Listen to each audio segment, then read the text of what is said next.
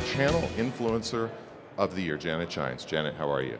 How are you? I'm very honored to be here with you guys. I'm stage struck Well, because you're here, both of you. I thought Digi would take over by now, so yes. feeling I made it. happy to get to see you still, my friend. We thought so too. Well, we appreciate that, and we appreciate the fact that you are our Channel Influencer of the Year.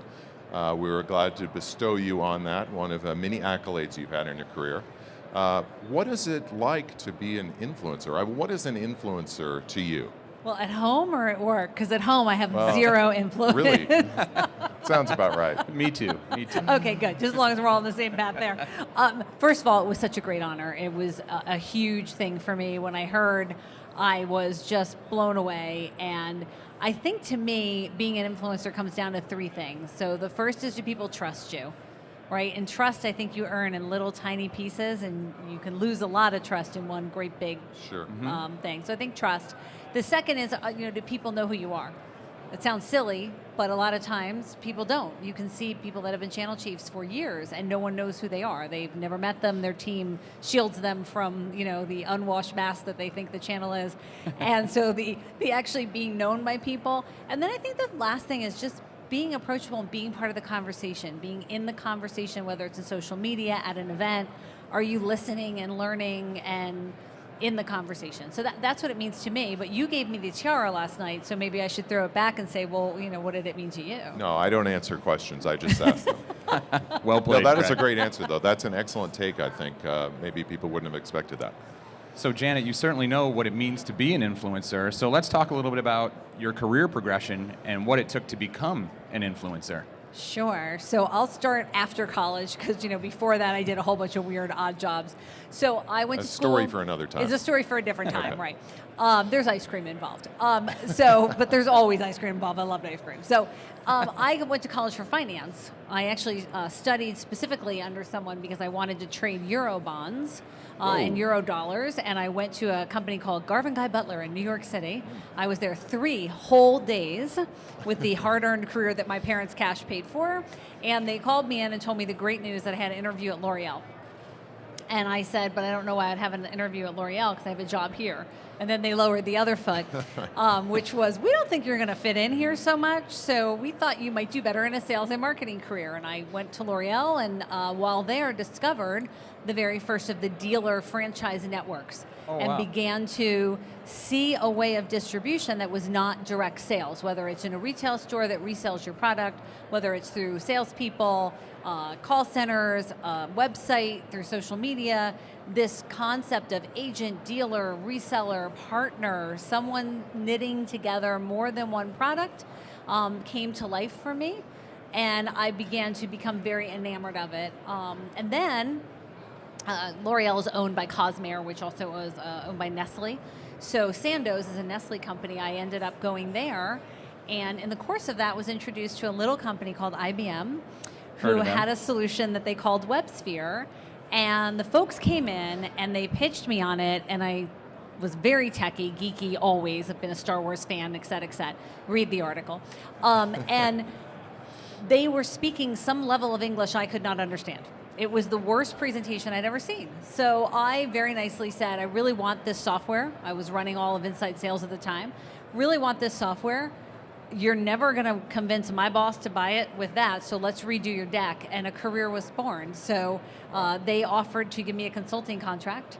I left Sandoz and took them on as my first tech consulting contract, and then went on to consult for tons of people until I was lucky enough to get the Motorola Symbol account.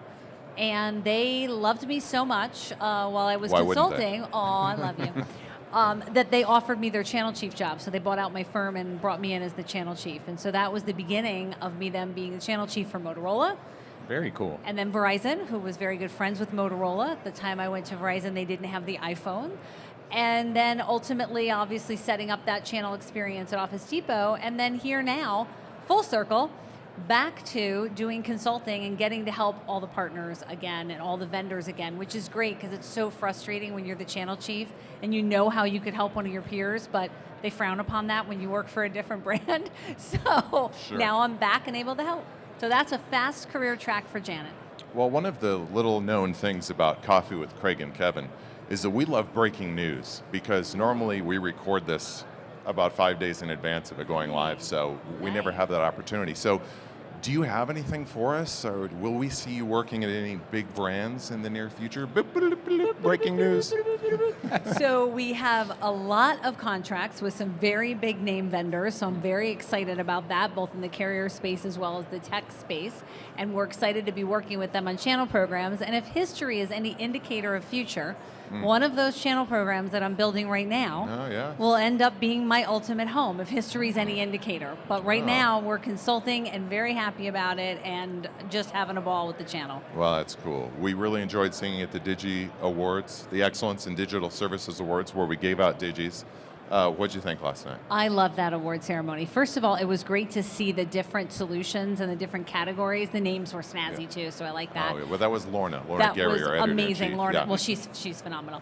But the whole look at the different solutions, and when I sat there, and I've been at this event for a number of years, when I sat there and thought back, call it 3 to 5 years ago, you wouldn't have heard any of those use cases at this event. You wouldn't have heard the partners doing that complex of solutions or consulting, many of them not even in those areas, and yet there they were, the top of the top, the best of the best, bringing solutions out to their end user customers and to the community at large.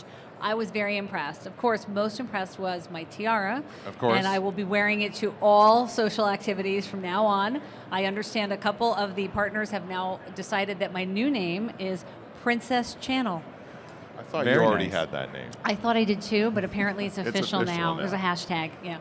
You know, Janet, you talked about the channel aspect of the Digi Awards, but the most important thing is, what did you think of the hosts of the Digi Awards? Oh, I thought Digi was amazing. I got to take a picture with He's him. kind of a cutie, isn't He's he? a cute, he's a hottie. yeah.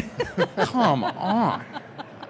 I am You really losing- set us up for that Yeah. one. Come on, buddy. I am Come on. losing a fake Yeah. battle to a fake robot. He's getting too How does tired. that happen? I know. We're sorry. We love you too. We were happy to see you there, and of course, Craig, the voice of the channel, was Well, it was there. fun. It was was a lot of fun. amazing. It was amazing. Janet, thank you for being here. Congratulations again on you. Channel Influencer of the Year, and I'm sure we'll be seeing you again real soon. I'm sure you will. I'll tell you first any breaking news. That's my promise. I appreciate it. Not Okay. just 5 days in advance? No. Oh, yeah. Okay. All right. You're first. Thanks so much, Janet. Thanks for your Okay. time. Thank you.